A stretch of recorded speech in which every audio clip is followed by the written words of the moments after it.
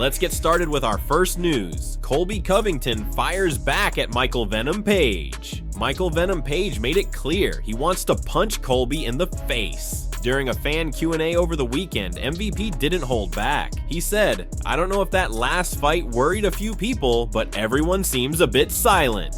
There's many names out there. I think me and Usman would be a good fight. I want to punch Colby in his face for some reason. I don't know why. There's guys out there, and I'm just waiting for them to respond to the call. I'm hoping for a repeat of a jumping knee to the face. You all saw how that went, so I'm hoping for that. I'm hoping for 2 more big fights this year. If I get to punch Colby in the face and then get somebody else that's ranked in the top 10, top 5, then that's a good year." Colby Covington, never one to stay silent, fired back at MVP and completely dismissed his recent unanimous decision win over Shara Bullet. Not only that, but Colby also brought up MVP's brutal KO loss to Douglas Lima in Bellator back in 2019. Covington went off saying, "I didn't pay attention to it. I don't pay attention to anything he does. He's just another irrelevant bum. He was knocked out unconscious in the B-Leagues. You've never seen me laying unconscious in the UFC octagon, fighting the best fighters in the world for the last decade straight. So there's no truth to that. He's not a good fighter, and he beat some one-eyed glassy dude. Like, come on, there's no honor in beating a one-eyed guy. The guy probably shouldn't even be fighting. It's a miracle that that guy is even in the UFC. But no reaction. He's just another bum that's chirping and can easily get his whooped as well." Colby didn't stop there. He made it very clear what would happen if they ever faced off inside the cage. "If it's a 5-round fight, I'm taking the life out of him. I'm going to take him down. I'm going to drown him, and I'm going to punch a hole through his face. I don't like it when people say mean things about me, so if the fight happens, and that's what the UFC wants, then let's do it. But let's be real, he's just not interesting. He has no charisma. He doesn't draw anything." Covington's words were as brutal as his fighting style, completely shutting down any hype surrounding MVP's challenge. But will the UFC actually book this fight, or is this just another war of words with no real consequences? Let's see how this plays out. Moving on to the next news, Daniel Cormier warns Tom Aspinall. Daniel Cormier has issued a strong warning to Tom Aspinall, saying that stepping into the octagon against Jon Jones could be far more challenging than expected. Aspinall has been on a tear in the UFC, showing an incredible track record with his last 6 fights all ending in first-round finishes. But here's the big question, can he keep up that pace against a legend like Jon Jones? One of the most remarkable things about Aspinall is that he has never fought beyond the 2nd round in his entire professional MMA career. That's right, he's never had to go deep into the later rounds, and that's exactly what has Cormier concerned. He pointed out the challenge of finishing Jones early and raised doubts about whether Aspinall could handle a fight that drags into the championship rounds, especially in a 5-round war. Speaking on good guy, bad guy, DC didn't hold back. He said, "Jon Jones is very mean, he's durable, he's hard to fight, and Tom Aspinall is going to find that out." He continued, "Right? So yes, Chael, I love the talk, I love all the fun, I love all that. But at the end of the day, when you get in there with that dude, don't start rethinking things. Because if you start rethinking things in there with that dude, he's gonna run right through you. You cannot start going, 'Hey man, it's a little harder than I thought,' because he is going to put it on you." Cormier knows exactly what it's like to stand across from Jon Jones. He's faced him twice and learned firsthand just how difficult it is to fight him. So when DC speaks on this, you listen. He's seen countless fighters step into the cage thinking they had what it takes to beat Jones, only to realize mid-fight that things weren't going their way. And that's where the mental game comes in. DC added, "I don't believe Aspinall feels that way. You know what's the craziest thing about being Tom Aspinall? Being young and winning. The fans in the world can really make you go, 'I am going to get this dude.' And then you're in there, and then you start losing, and you're like, 'God dang it, how am I losing?' The real question is, how does Aspinall deal with that if it starts to happen? If the fight stretches into the later rounds, how will he respond? Because one thing is for sure, Jon Jones is not going to be an easy man to take out. If Aspinall thinks he can just walk in and finish Jones early, he might be in for a rude awakening." Moving on to another news, Ilia Topuria says both Islam Makhachev and Charles Oliveira are afraid. Ilia Topuria has made some bold claims, stating that both the reigning lightweight champion Islam Makhachev and former champion Charles Oliveira are scared to fight him. The undefeated featherweight champion isn't holding back, making it clear that he believes these two top contenders want nothing to do with him inside the octagon. In a recent interview, Topuria fired shots at both fighters, saying, "I'm preparing for Islam Makhachev. All my trainings are really focused on Islam or Charles. So I have these two opponents on my mind. Neither of them seems to be dare." He didn't stop there. He went on to claim that both men are making excuses to avoid stepping into the cage with him. He added, "They said that I'm small and they don't want to fight me. Then they say I haven't done enough. These are symptoms of fear, but it's normal. I would be afraid too." Topuria's confidence is through the roof right now, and for good reason. He's coming off a dominant performance in his last fight, where he showcased his power, speed, and precision. He believes he's ready for the lightweight division and isn't afraid to call out the very best. But the question is, do Makhachev and Oliveira really fear Topuria? Or is this just Topuria trying to stir up drama and force a big fight?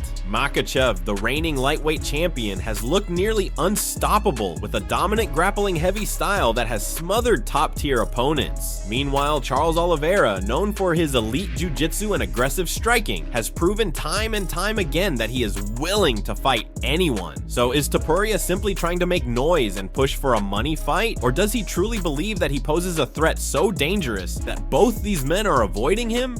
One thing is for sure, Topuria has no intention of backing down. He's got his sights set on the lightweight division, and if Makhachev or Oliveira won't fight him, he's going to keep talking until they have no choice. This is what makes MMA so exciting: big personalities, big claims, and the potential for huge matchups. If Topuria keeps winning and proving himself, there may come a time when Makhachev or Oliveira have no option but to step up and face him. And when that day comes, the world will finally see if Topuria is really as dangerous as he says he is. Next up, Usman is confident in a potential fight against Sean Brady. Kamaru Usman is feeling extremely confident about a possible showdown with Sean Brady at UFC London. Brady has been on a tear, recently securing a massive victory over Leon Edwards with a guillotine choke in the 4th round.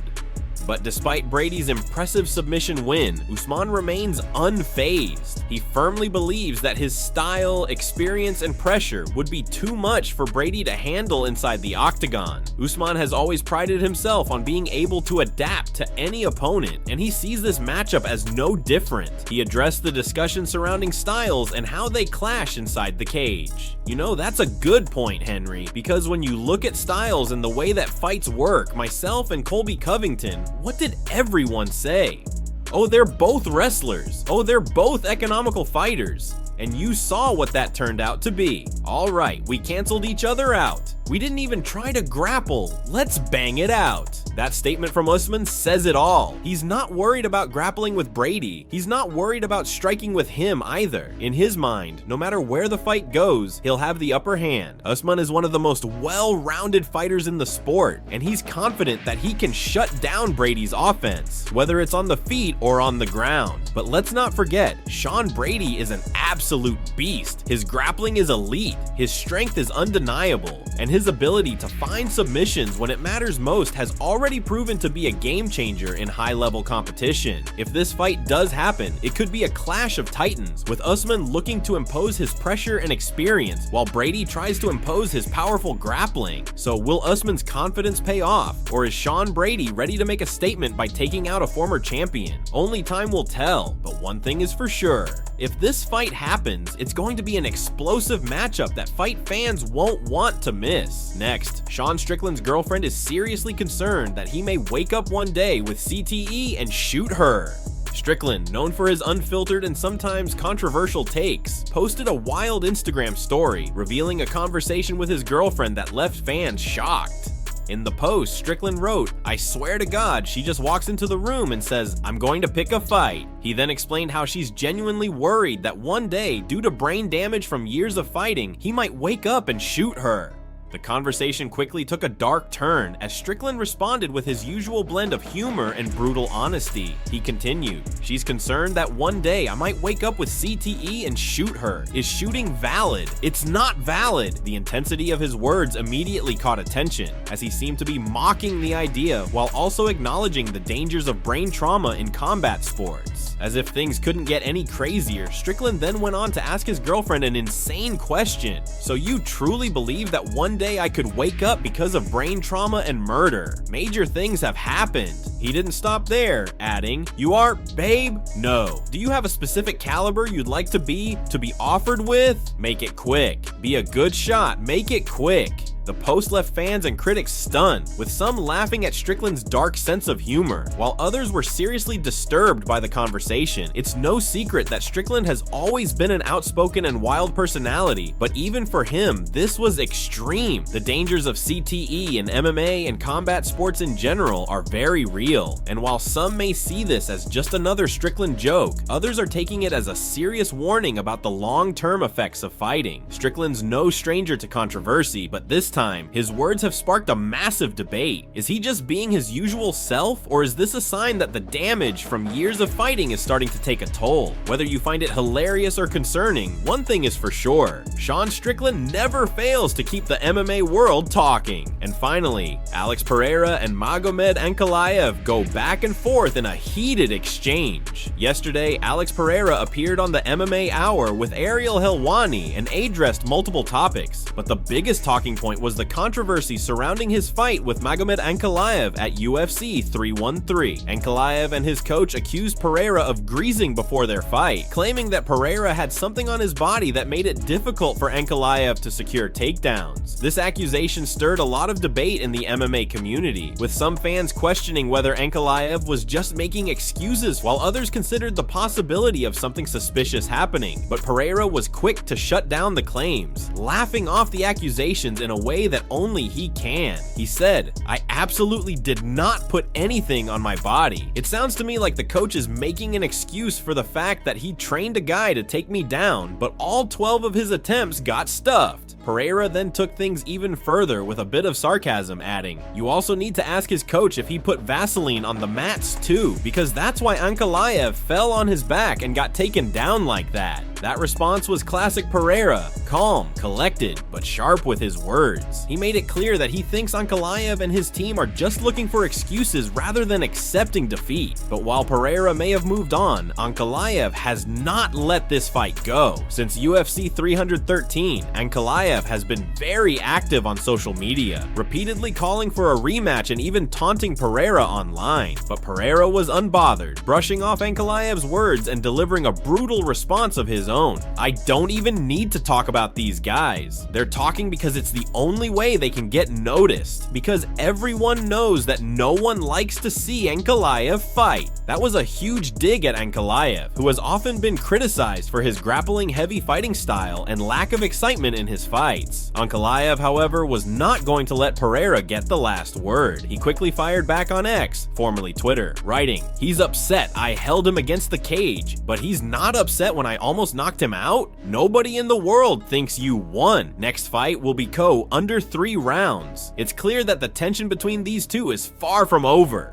While there's no official word on whether the UFC will book a rematch, Ankalaev is not letting this one go. He is determined to get another shot at Pereira, and his social media activity makes it clear that he wants this fight badly. But will the UFC actually book the rematch? That remains to be seen. One thing is for sure: fans would love to see them run it back, and that's going to wrap it up for today's MMA news. Stay tuned for more updates.